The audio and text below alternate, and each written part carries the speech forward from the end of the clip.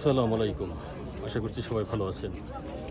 এই মুহূর্তে আমি রয়েছি হীরা পর্বত তার চূড়ায়, যে এখানে রয়েছে একটি কেভ বা গুহা, এবং এই গুহাতেই আমাদের প্রিয় নবী হযরত মুহাম্মদ সাল্লাল্লাহু আলাইহি ওয়াসাল্লাম নিয়মিত আসতেন। এখানে তার যে একান্তে তার ইবাদত করার জন্য নবুয়তের আগে এখানেই তিনি আসতেন নিয়মিত।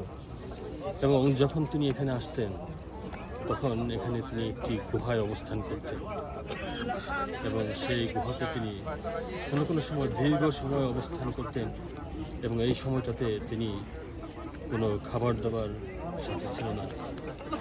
এবং খাদিজা রাদিয়াল্লাহু তাআলা আনহা তিনিও এখানে আসতেন নবীজির জন্য খাবার নিয়ে। এটা একটি অত্যন্ত উঁচু এবং খুবই খাড়া স্টিপ একটা পর্বত, যেখানে উঠতে অনেক কষ্ট হয়, অনেক সময় লাগে। আমরা এখানে সুন্দর একটা রাস্তা দিয়ে আসছি। এখানে একটা রাস্তা তৈরি করা হয়েছে, যার কারণে আমাদের আসতে অনেক সহজ হয়েছে। এরপরেও আমাদের এখানে আসতে প্রায় 1 ঘন্টা সময় লেগেছে।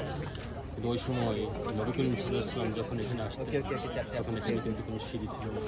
তিনি এই পাহাড় পর্বত পেরিয়ে নিচু নিচু পথ পেরিয়ে এই পাহাড়ের চূড়ায় উঠতেন।